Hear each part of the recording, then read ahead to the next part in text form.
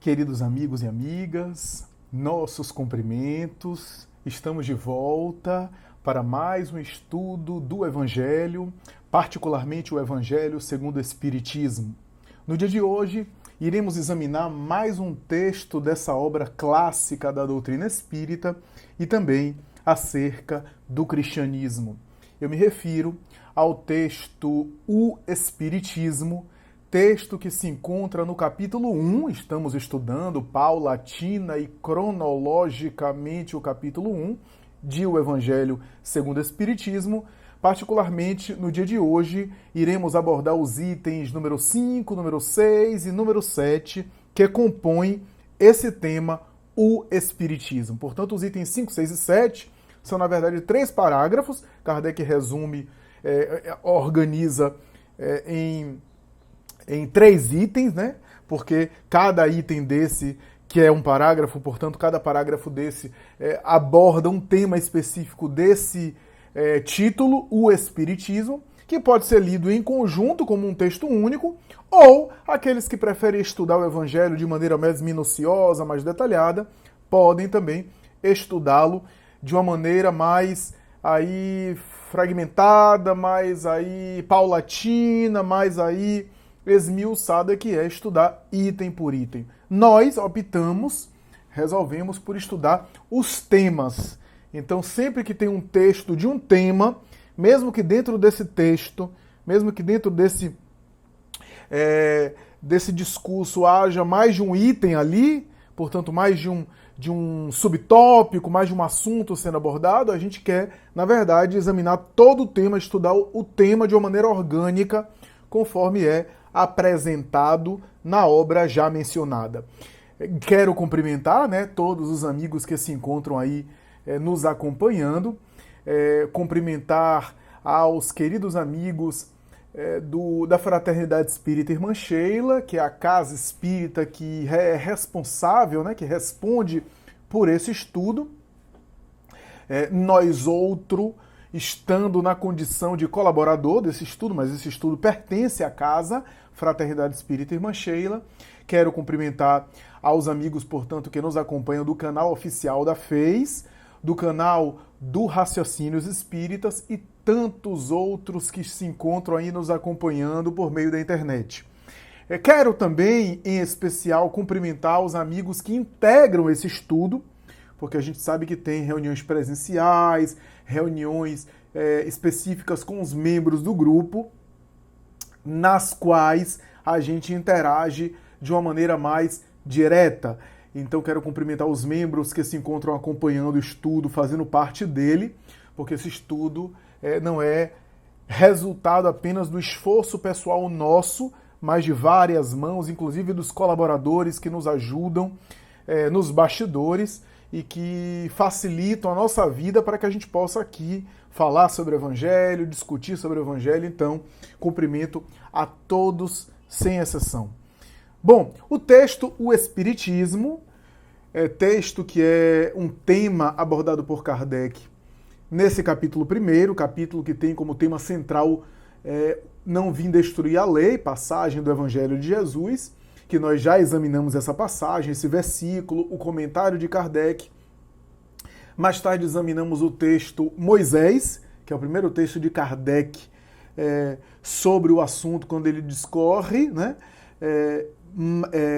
Para além do texto Moisés, nós temos o texto O Cristo, que nós examinamos nas 2 últimas semanas, inclusive na semana passada. E hoje a gente entra nos itens 5, 6 e 7, que compõem o texto O Espiritismo. Vamos primeiro ler o texto para a gente começar a se inteirar, a entrar no clima, a se contextualizar a respeito do que é que Kardec propõe, né?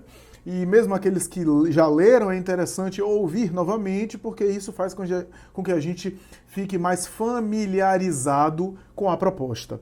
Então vamos aí, afinal de contas, quando o tema é o Espiritismo, a gente tem vários enfoques, várias linhas, várias abordagens. Eu estou até adiantando que eu vou falar um pouco, né? Tem várias abordagens, várias linhas, vários aspectos do Espiritismo, mas aqui é um texto, o Espiritismo, no Evangelho segundo o Espiritismo. Então tem uma conexão com a tradição cristã, com o Evangelho de Jesus e assim por diante. Então vamos lá. Vamos ler. Quem quiser pode nos acompanhar daí, de onde esteja, né, com seu livro. Item 5, começa o texto. O Espiritismo é a ciência nova que vem revelar aos homens, por meio de provas irrecusáveis, a existência e a natureza do mundo espiritual e as suas relações com o mundo corpóreo.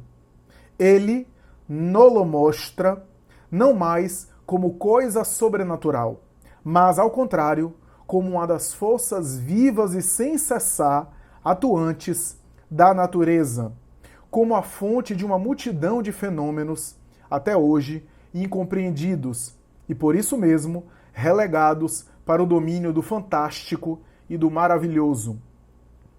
É a essas relações que o Cristo faz alusão em muitas circunstâncias, e é por isso que muitas coisas que ele disse permaneceram ininteligíveis ou foram falsamente interpretadas. O Espiritismo é a chave com o auxílio da qual tudo se explica com facilidade. A lei do Antigo Testamento está personificada em Moisés. A do Novo Testamento está personificada no Cristo. O Espiritismo é a terceira revelação da lei de Deus, mas não tem a personificá-la nenhuma individualidade, porque é fruto do ensino dado não por um homem, mas pelos Espíritos, que são as vozes do céu em todos os pontos da terra, e por uma multidão inumerável de intermediários. É, de certa maneira, um ser coletivo, formado pelo conjunto dos seres do mundo espiritual, cada um dos quais traz aos homens o tributo de suas luzes para lhes tornar conhecido esse mundo e a sorte que os espera. Assim como Cristo disse, não vim destruir a lei, mas cumpri-la, o Espiritismo diz igualmente, não venho destruir a lei cristã, mas dar-lhe cumprimento. Nada ensina em contrário ao que ensinou Cristo, mas desenvolve, completa e explica, em termos claros para todo mundo, o que foi dito apenas sob forma alegórica. Vem cumprir, nos tempos preditos, o que o Cristo anunciou e preparar a realização das coisas futuras. Portanto, o Espiritismo é a obra do Cristo, que ele mesmo preside, assim como preside, conforme igualmente o anunciou, a regeneração que se opera e prepara para o reino de Deus na Terra. Bom, amigos, esse é o texto de Kardec, um texto claro, sintético, sucinto, econômico, como Kardec gostava de produzir, como era do estilo de Kardec, da nobreza de Kardec, né, de falar muitas coisas em poucas palavras, né, o poder de concisão, o poder de síntese do codificador, uma clareza diamantina, né, uma lógica e uma clareza, uma didática de aço, e aqui ele apresenta, portanto, a proposta, o Espiritismo.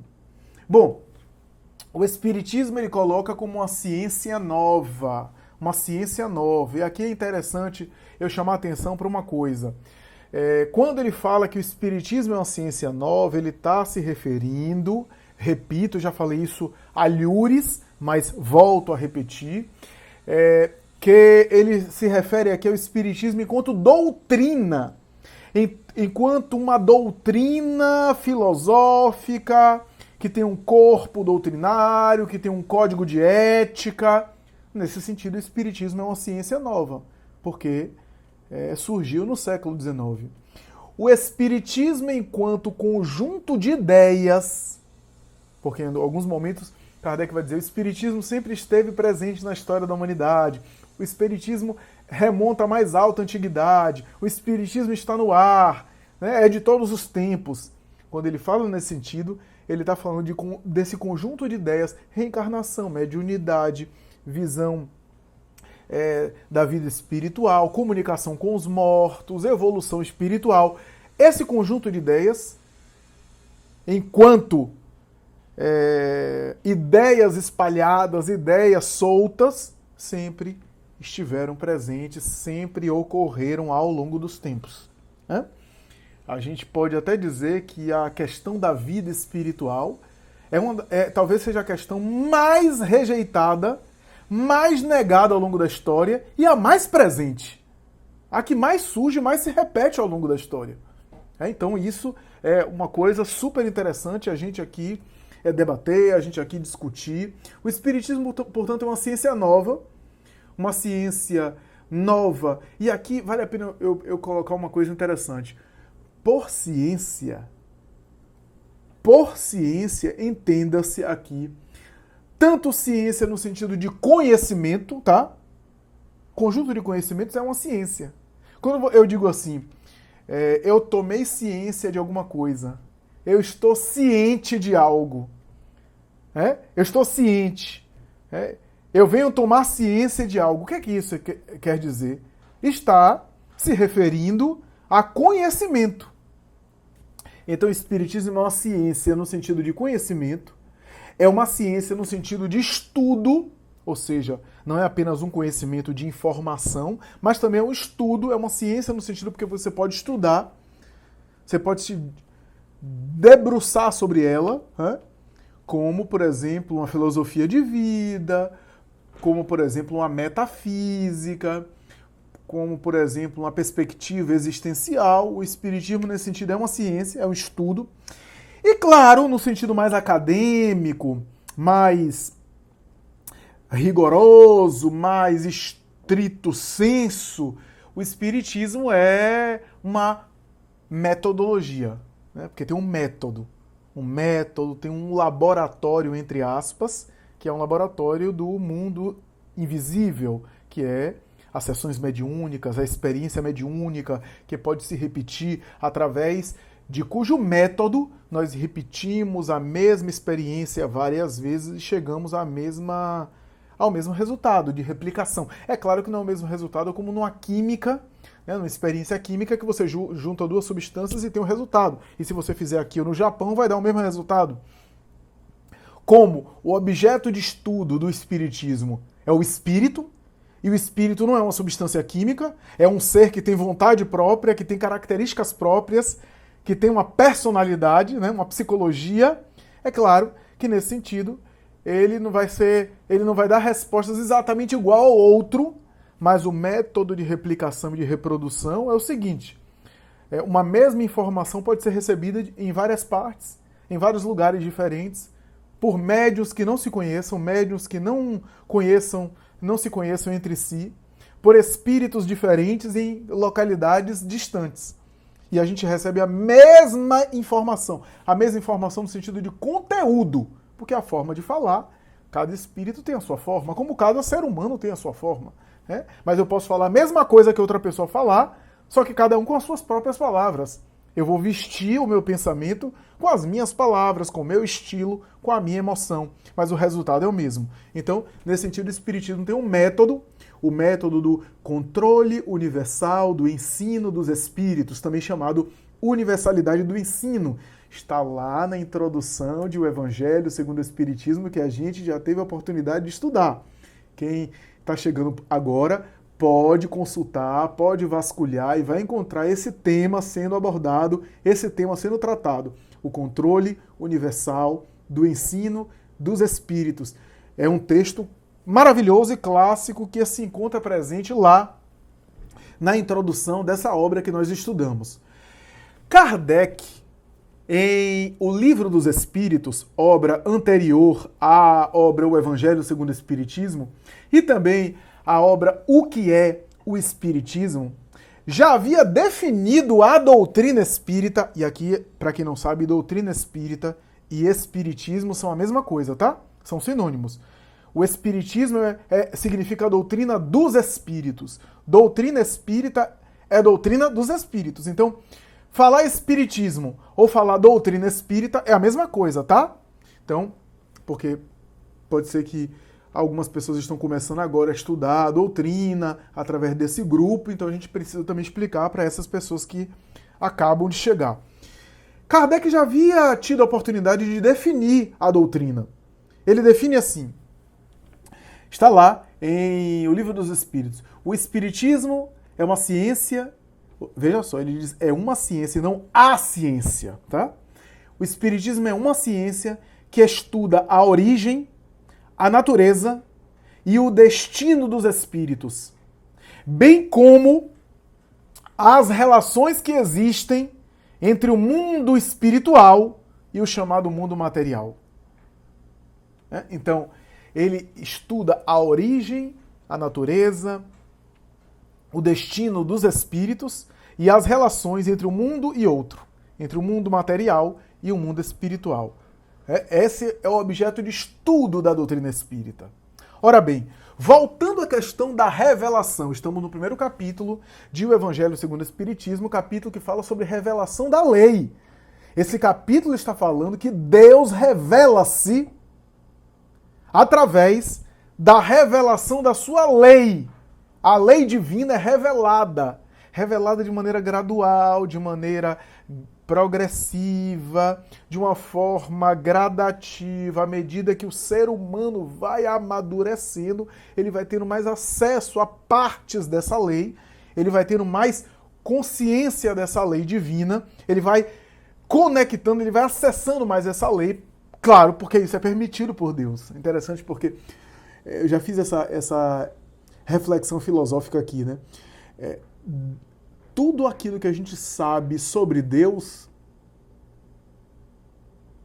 foi revelado por Deus. Tudo aquilo que a gente tem noção de Deus, tudo aquilo que a gente conhece da divindade, é porque a divindade permitiu ser revelado. A divindade permitiu que se revele.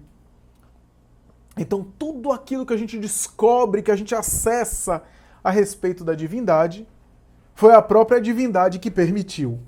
Então, ao mesmo tempo que tem um aspecto de progresso do espírito que penetra em camadas mais profundas das verdades espirituais e conhece melhor Deus, tem também o próprio Criador que vai se revelando gradativamente e sutilmente. É, portanto, uma via de duas mãos, né? Então, por que eu estou falando isso? Porque esse capítulo 1 do Evangelho segundo o Espiritismo é para tratar de revelação da lei.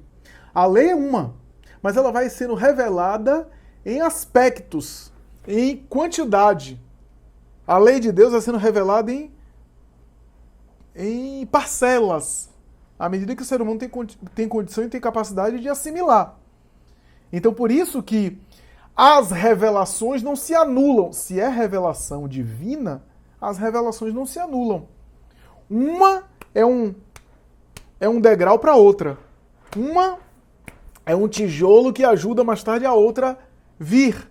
A outra revelação vir. Porque todas as revelações estão revelando uma coisa só. Estão revelando uma única lei. A gente divide as leis em leis morais, leis materiais, para nossa didática, nossa compreensão terrena entender. Para que a gente consiga compreender melhor. Então a gente desmembra didaticamente e entende leis morais, um monte de leis morais, leis materiais. Mas a lei é uma só. Se a lei é uma só, aquilo que foi revelado da lei em uma certa época, uma certa parte da história, quando passa, outra revelação não vem anular aquilo, vem complementar, vem desenvolver, vem aprimorar. Por isso que não vem destruir a lei, vem complementar, vem cumprir. O termo cumprir, a gente já examinou aqui, está no Evangelho no sentido tanto de obedecer, como de complementar, desenvolver, como de exemplificar. E Jesus veio fazer as três coisas. Veio submeter-se à lei, não destruir. Veio completar, complementar, desenvolver. E veio, sobretudo, exemplificar. Então, na verdade, Jesus encarna os três sentidos da palavra: cumprir. nesse sentido, né? Então, peguemos aqui os exemplos da lei material, a lei da gravidade. Isaac Newton, tal, apresenta. Aí depois vem o quê? Depois, com o avanço da física, força nuclear fraca, força nuclear forte, eletromagnetismo, né? Aí tem uma série de coisas no universo, né? Hoje, supercordas, buracos negros, quasares azuis, nós temos mecânica quântica, né? O mundo da física do infinitamente pequeno, a dualidade da partícula e da matéria, a teoria da indeterminação de Heisenberg, né? E assim por diante. Uma série de teorias que vieram antes. Anulou a lei da gravidade? A lei da gravidade passou a ser mentira? A lei da gravidade passou a ser agora uma coisa que não é verdadeira, que não existe? Não, só existiu naquele tempo. Agora que vieram outros avanços da física, a física de Isaac Newton agora não dá mais, a lei da gravidade agora não existe. Não, continua existindo. Se é lei da natureza, se é lei divina, permanece. É atemporal. Por isso que não é destruída. Agora, se era um erro histórico, aí é outra coisa.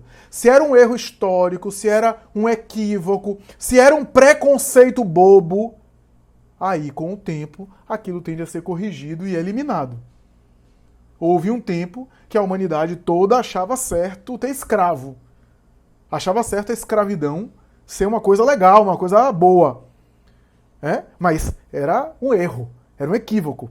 Escravizar outro ser humano. Com o tempo, se demonstrou esse equívoco, essa coisa grave, que em algum momento da história aquilo foi naturalizado pelo nível de consciência, pelo atraso nosso. Então, mas aquilo que é da lei divina, ou seja, aquilo que faz parte da natureza, aquilo que é natural, é atemporal. Está na natureza. A gente revela outros aspectos. Então, quando Pasteur desvendou o mundo microbiológico, o mundo dos infinitamente pequenos, dos micróbios, ele não anulou as coisas que vieram antes. Ele não anulou as conquistas científicas que vieram antes.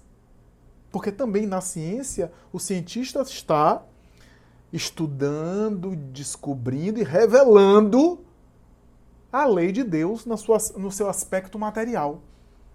As chamadas leis materiais.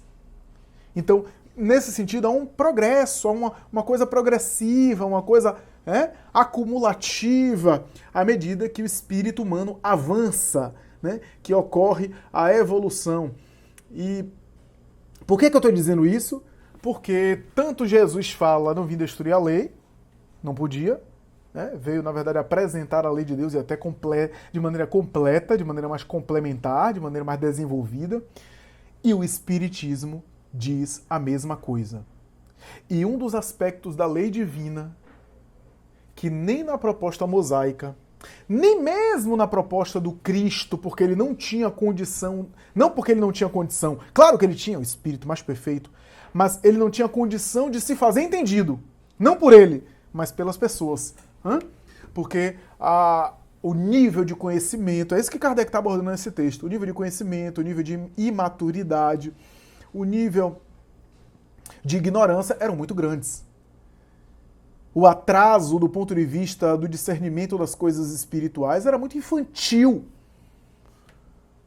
O próprio apóstolo Paulo, mais tarde, quando fala sobre o perispírito, ele fala do corpo espiritual, que não é o corpo animal, mas que não sabe direito como é que é. Claro, ele não tinha o recurso que a gente tem hoje. Nem em termos de avanço científico mesmo, material, nem em termos de avanço para a gente entender as noções do mundo espiritual. A humanidade precisava amadurecer. Então, Cristo, mesmo em Jesus, Moisés ainda menos, e em Jesus também, Jesus tinha como explicar, ele tinha o conhecimento, tinha a sabedoria, tinha muita coisa a explicar, ele mesmo disse isso no Evangelho de João, muita coisa eu poderia vos explicar, mas vós não suportaríeis. E é por isso que eu vos falo por parábolas. Então tinha muita coisa que ele poderia explicar, mas a humanidade não tinha condição. Então nem na proposta de Moisés, nem na proposta do Cristo, um aspecto da lei divina estava sendo revelado de uma maneira assim palpável, de uma maneira assim clara, de uma maneira assim detalhada, que é o mundo dos espíritos. O mundo espiritual. A natureza dos espíritos. A origem deles. O destino deles. As relações que existem entre o mundo material e o mundo espiritual não eram explicadas e exploradas de maneira minuciosamente. Por quê? Porque a humanidade não tinha condição naquela época. Como é que ele ia falar sobre as leis que regem, por exemplo, o perispírito, se a humanidade não tinha noção nem das leis que regem a matéria? Uma ideia, quando aparece antes do tempo, ela não vinga, ela não produz. Imagine Kardec ou alguém falar sobre perispírito naquela época. Não se sabia direito como é que era a matéria. Imagine falar da matéria do perispírito, que é uma matéria de fluido, uma matéria de vibração. Então não dava para entender. Como entender a ocorrência dos fenômenos mediúnicos, o transe que acontece pelo sistema nervoso central? Não se conhecia o sistema nervoso central. Não se conhecia o cérebro. Então, como explicar essas coisas? Era necessário que o conhecimento humano avançasse primeiro, para que depois a revelação desse mundo espiritual de maneira detalhada viesse. E isso cabe ao Espiritismo. Ao Espiritismo. Então, sem nenhum tipo de presunção aqui, com toda a humildade, com toda a honestidade intelectual, eu quero saber, e eu até desafio a quem nos assiste, nos acompanha, de me apresentar uma outra doutrina, ou uma outra proposta filosófica, uma outra proposta existencial, que explique, que descreva de uma maneira tão palpável a vida após a morte como é o Espiritismo. Não tem.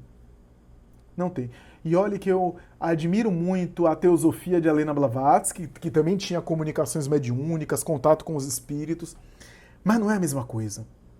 Os espíritos se tornam repórteres do além. Aliás, André Luiz foi um dos famosos repórteres mais recentemente, né, depois de Kardec. As reportagens que ele fez, a descrição que ele fez do mundo espiritual, tornando o mundo espiritual, como diz Kardec, palpável, tornando o mundo espiritual mais compreensível para nós. A vida espiritual não era mais assim um céu de nuvens, de algodão doce lá, todo mundo em cima das nuvens, tocando harpa, não. O mundo espiritual de maneira mais palpável.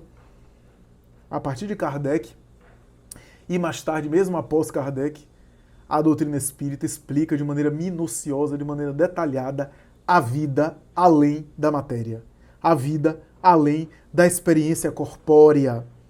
Então, esse é o caráter principal da revelação do Espiritismo. Se quiser, a revelação espírita. A revelação espírita vem revelar isso, de maneira principal, para nós aqui, e é isso que Kardec aborda no texto. O mundo dos espíritos faz parte de uma das leis da natureza.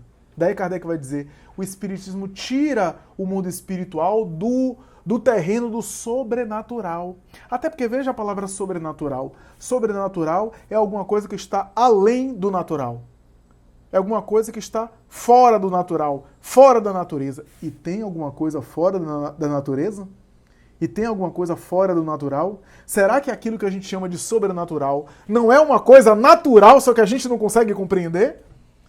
Pela compreensão das leis naturais que a gente tem, mas que talvez tenha leis naturais que existam que a gente não compreende ainda? E esse é o papel do Espiritismo. Apresentar essas leis. Essas leis. Antes de Isaac Newton, a lei da gravidade existia. Só que a gente não conhecia. Não conhecia o seu mecanismo.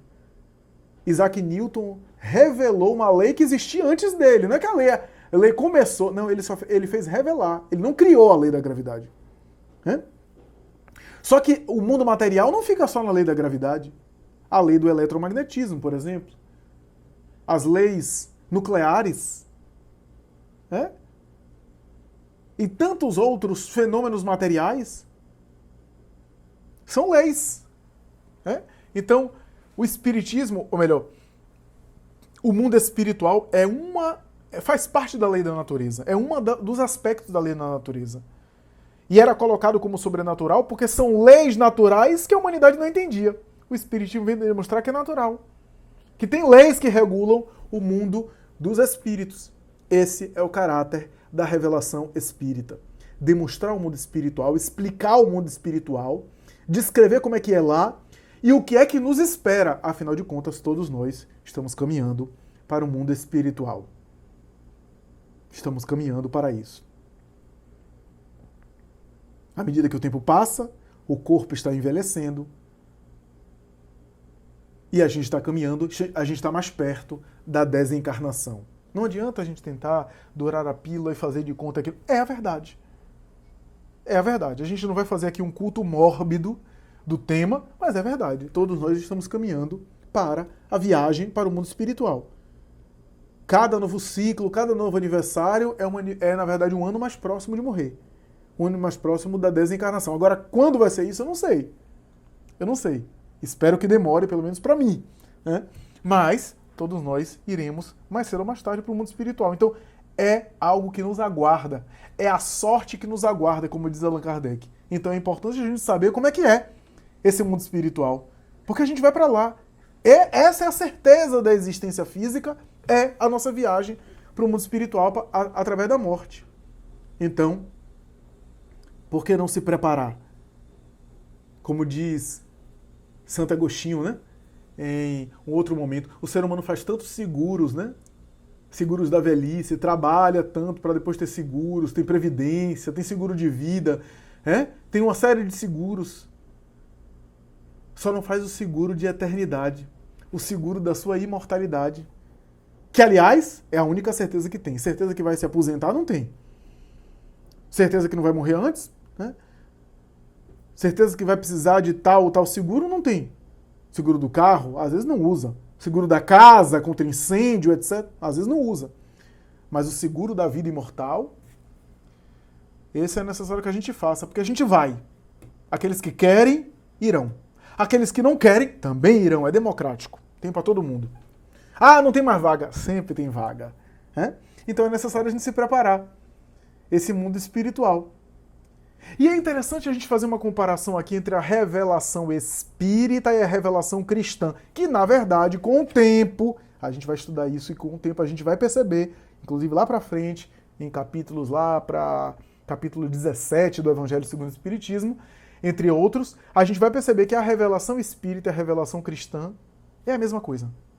A revelação espírita nada mais é do que a revelação cristã em uma linguagem adaptada aos tempos atuais, falando de maneira direta, explicando de maneira clara, esmiuçando coisas que na época de Jesus só podia se falar em metáforas, em parábolas, dado o idioma oriental que era todo imagético, né, todo feito de imagens, e dada também a cultura e a capacidade de assimilação das pessoas. Então, a revelação espírita, a gente vai estudar isso mais pra frente, vai constatar isso, que a revelação espírita nada mais é do que a revelação cristã. É uma mesma revelação, só que revelando aspectos diferentes de uma mesma coisa. A revelação espírita é como se tirasse o véu de aspectos de uma mesma coisa que a revelação cristã também tira o véu, mas tira em um outro aspecto. Né? Apresenta aquilo que é essencial e a revelação espírita vai retirar e vai mostrar também os detalhes, os adornos, né? Como se fosse uma imagem e o espiritismo vai se preocupar com todos os adornos do quadro, com os detalhes, com a cor da imagem, né? E a revelação cristã seria o desenho principal. Então, isso é super interessante a gente perceber isso.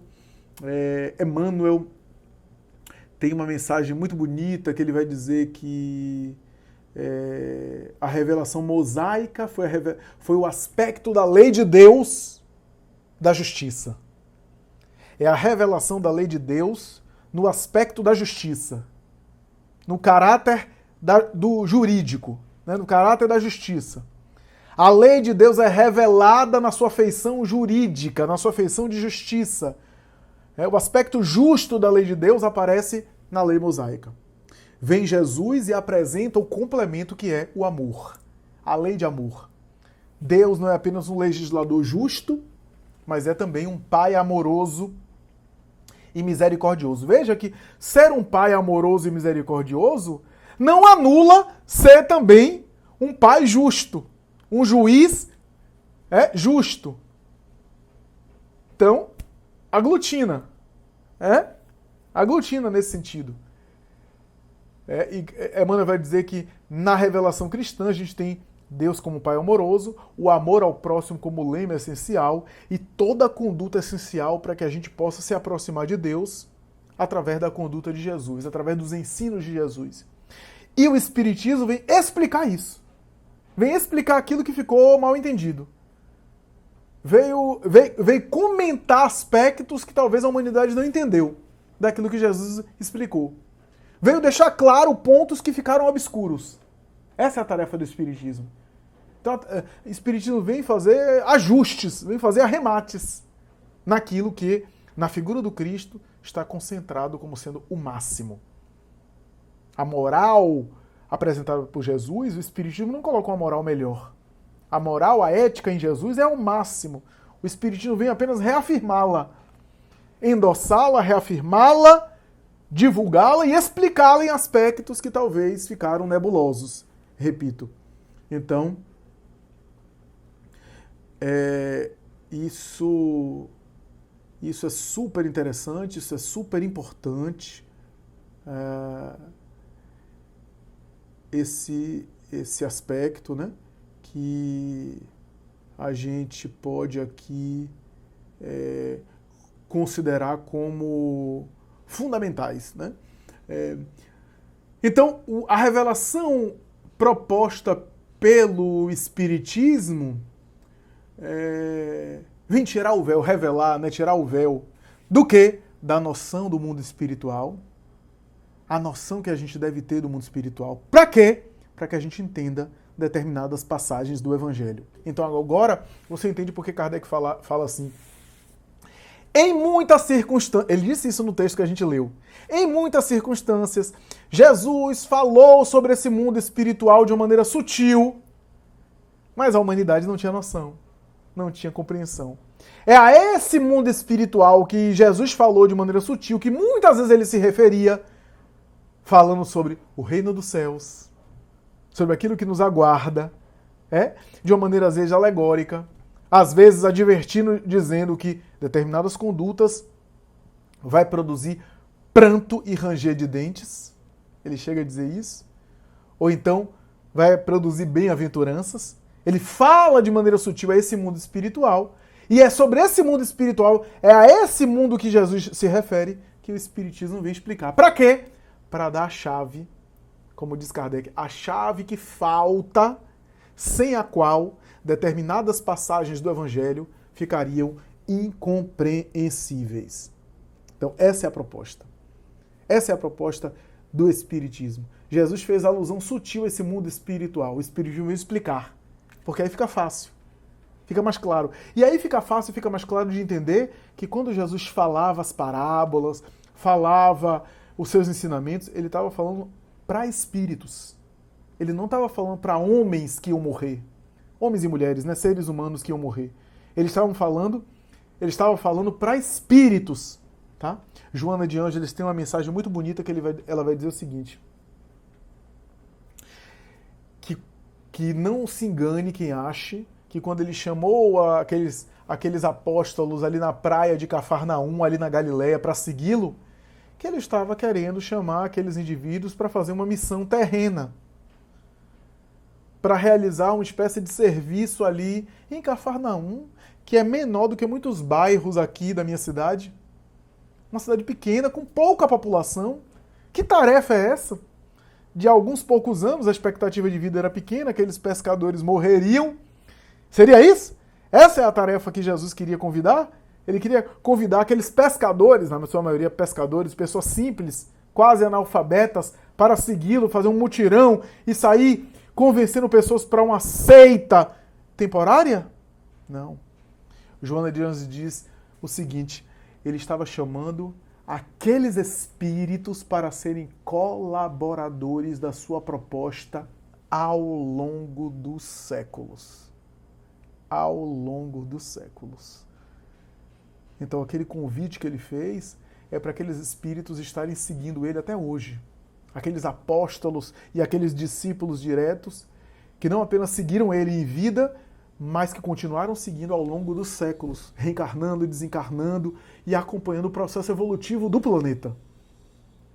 Ninguém que ficou indiferente. Alguns não foram imediatamente, como Públio Lentulus, o senador romano, que só despertou mais tarde e se tornou Emmanuel, o grande espírito evangelizador de tanta gente. Então, e aí, Kardec vai falar sobre a despersonificação da doutrina espírita comparada com as outras revelações. Aí ele vai dizer que a primeira revelação, Moisés, é a personificação. Moisés personifica ali a proposta da primeira revelação. A segunda revelação está concentrada na figura de Jesus. A terceira revelação da lei de Deus, a terceira revelação da lei de Deus. Então não são 3 leis, são 3 revelações de uma mesma lei. A terceira revelação da lei de Deus não está concentrada em nenhuma pessoa. Olha só, quem está escrevendo isso é Kardec. Ele está querendo deixar claro que não está concentrado na pessoa dele, embora ele tenha muitos méritos, embora o mérito do codificador seja maior do que aquele que ele até atribui a ele. Ele coloca o trabalho dele em algumas situações como sendo apenas de organizar as informações que lhe chegam. Não é bem assim. Kardec foi muito mais grandioso, até porque era um espírito nobre também, que fazia parte daquela equipe, um dos mais preparados. Mas ele teve o cuidado e teve a clareza de deixar isso claro, que de fato não se concentra em uma cabeça. O espírito de verdade chegou a dizer a Kardec em Obras Póstumas o seguinte: Kardec pergunta, e se eu fracassar na minha missão? Ele diz, se você fracassar, não se preocupe. Deus não concentra a sua obra na cabeça apenas de um homem frágil. Outro chegará e te substituirá. Falou isso para ele. Outro chegará e te substituirá. Mas, se você levar adiante, te alegrará caso saíres vitorioso. Então, não tem uma personificação em uma pessoa. O Espiritismo não está personificado em uma pessoa. Como é doutrina dos espíritos, é de um ser coletivo. É de uma coletividade. Não é uma doutrina de uma pessoa, nem de um espírito. É a doutrina dos espíritos. Então tem um caráter mais assim, democrático, mais universal. Ninguém tem um monopólio. Ninguém pode dizer, eu sou médium e aí eu recebo as coisas do espiritismo e o outro não. Qualquer um que seja médium pode receber a mesma fonte, a mesma informação fidedigna. Então, nesse sentido, a doutrina espírita pode chegar às pessoas em mansões ou em comunidades muito pobres. Chega em qualquer lugar. Porque vem do mundo invisível, do mundo espiritual, através dos médiuns. E claro que hoje esse ensino está condensado na obra kardeciana, na obra da codificação. Essas verdades estão ali, na obra da codificação. Apesar de não parar aí, a obra da codificação é onde o Espiritismo começa e não onde o Espiritismo para. Ali estão os fundamentos básicos. E todo mundo pode ter acesso. Ninguém é dono do Espiritismo. Então tem esse caráter de não ter uma pessoa personificando. No caso da doutrina espírita. Não tem essa característica de personificação nesse sentido. E nesse sentido se espalha mais rápido, Kardec vai dizer isso. Por quê? Porque não estando concentrado em uma pessoa, não é daquela pessoa que vai se espalhar.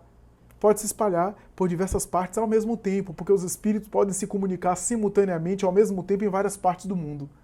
A doutrina chega mais rápido, as informações chegam e assim por diante.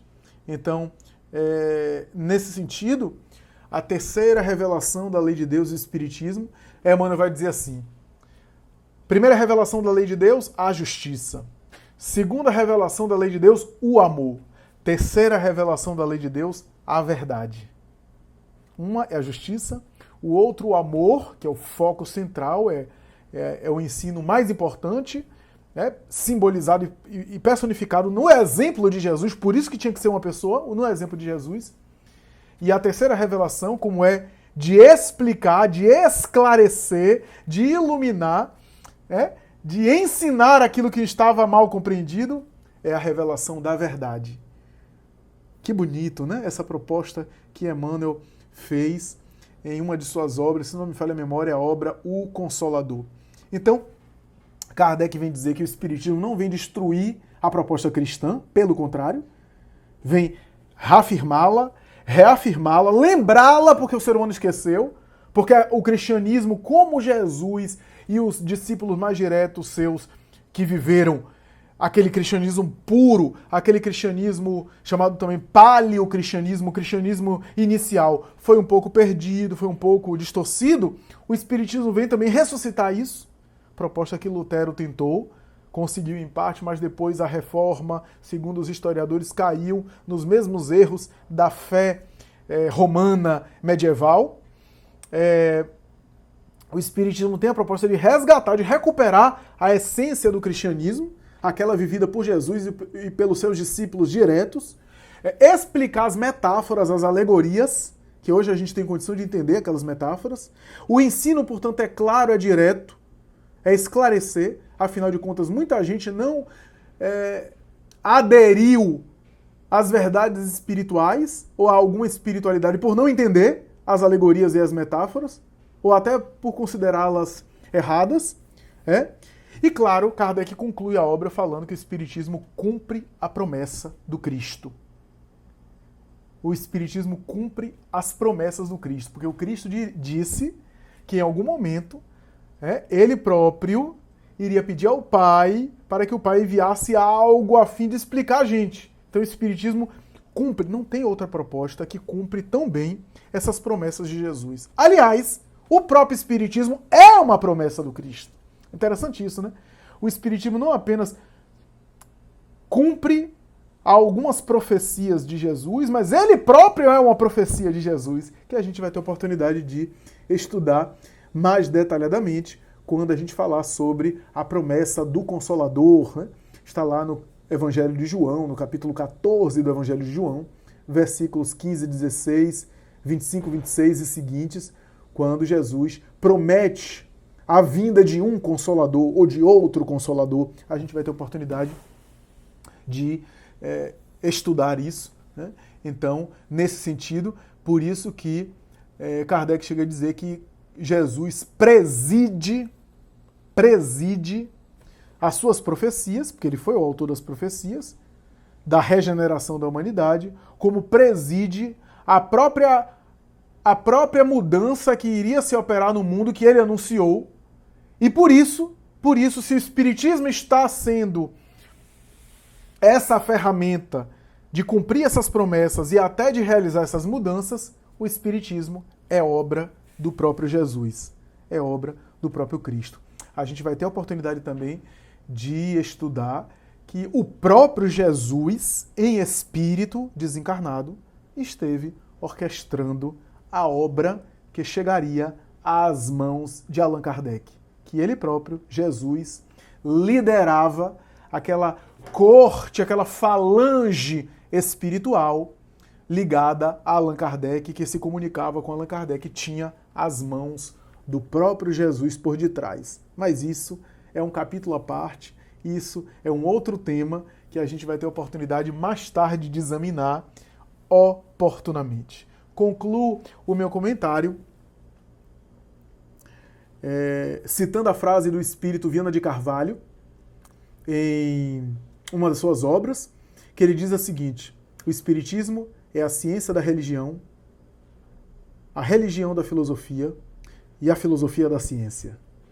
O Espiritismo tem essa síntese, esse poder de síntese, né? Tem 3 aspectos: ciência, filosofia e religião. Tem um aspecto científico, que é o experimental, o mediúnico, a gente pode ali fazer experiências, portanto tem um método que não é um método acadêmico. O Espiritismo não é uma ciência acadêmica, até porque a ciência acadêmica parte do pressuposto que espírito não existe, né? Ou pelo menos não se interessa em investigar o espírito como objeto de estudo. Então o Espiritismo tem um método, tem uma filosofia, porque a partir da informação dos espíritos Vem, portanto, um sentido para a vida, ou seja, vem explicações de quem sou eu, de onde eu vim, para onde eu vou, por que eu estou aqui, por que eu sofro, qual a razão do sofrimento, que são perguntas filosóficas de toda a tradição da filosofia. E também tem uma consequência religiosa, ou uma consequência ético-moral religiosa. Por quê? Porque embora não seja uma doutrina religiosa no sentido de ter um sacerdócio, não tem um sacerdócio organizado, uma hierarquia sacerdotal, não tem hierarquia de poderes, como acontece em outras religiões, que tem ministros de Deus, não tem profissionalismo religioso, não tem dogma, né, uma verdade que é imposta, que você não pode questionar, porque é mistério divino, não tem um ritual, uma liturgia no sentido religioso, tá?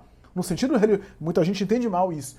O Espiritismo não tem ritual no sentido religioso, ou seja, porque tem que rezar de joelho, ou porque tem que rezar não sei quantas vezes Ave Maria ou Pai Nosso, ou porque tem que fazer tal ritual. O Espiritismo não tem isso. Você pode rezar de joelho, em pé, como você quiser, de olhos abertos, de olhos fechados. Né? Não tem essa imposição.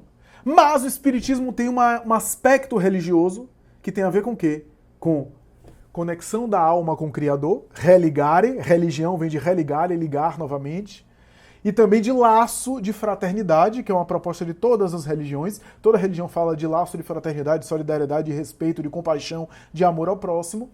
Então, nesse sentido, o Espiritismo também tem esse aspecto, tem esse caráter, e também tem os fundamentos básicos de todos os sistemas religiosos. A prece, caridade, amor ao próximo, ajuda, né? A questão da alma, a sobrevivência da alma, né? Que é também presente em todas as propostas religiosas. A ideia da imortalidade da alma, né?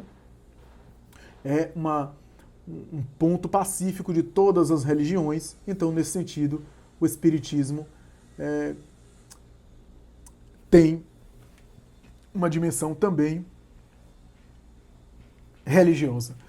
Eu concluo com a história que eu já contei em outra oportunidade, que é uma história contada por Joana de Ângeles e por outros, que fala de um jovem que chegou até um grande rabino da tradição judaica e queria aprender a Bíblia rapidamente. E perguntou ao velho Shammai: Shammai, é possível aprender a Bíblia de pronto, de chofre, rapidamente, num tempo que você fica de pé em um só pé? Shammai disse: impossível, a Bíblia tem muitos ensinamentos, são vários anos, vários séculos, vários livros, é uma tradição toda, impossível. O jovem foi embora. Foi até um outro rabino sábio, Hillel, e disse: seria possível o senhor me explicar toda a Bíblia em um tempo rápido, num período em que eu ficasse de pé, num só pé? E Hillel respondeu: toma postura, toma posição. E ele tomou. E quando tomou posição, Hillel disse: ama. E calou a boca. E o jovem: mas só isso? Só isso. Toda a Bíblia é isso? Toda a proposta bíblica é isso? Sim, toda a proposta bíblica é isso. É só o amor. Ama.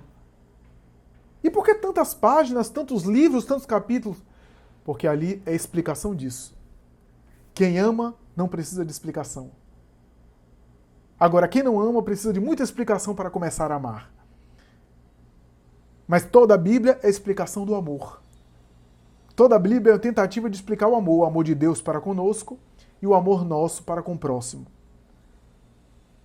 Então, essa história resume um pouco, não apenas a doutrina judaica, porque é uma história mais judaica, mas a doutrina cristã, que personifica no amor o máximo da experiência humana, e o Espiritismo, que vem explicar tudo aquilo que a gente tem dificuldade de entender, porque quando a gente entende, quando faz sentido pra gente, a gente consegue viver melhor e ver as coisas e perceber as coisas e atuar, porque quando a gente entende as coisas, a gente consegue se comportar de acordo com aquilo que a gente entende, diferentemente de quando a gente não entende. O Espiritismo, portanto, vem explicar aquilo que a gente já precisa fazer, já precisa vivenciar, que está tudo isso concentrado na proposta de Jesus Cristo. É isso, meus amigos. Espero que vocês tenham gostado. Um abraço em todos e até a próxima, se Deus quiser. Muita paz.